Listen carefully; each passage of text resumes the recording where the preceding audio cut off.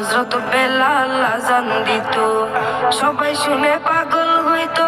হযরত বেলাল আযান দিত, সবাই শুনে পাগল হইতো। হযরত বেলাল আযান দিত।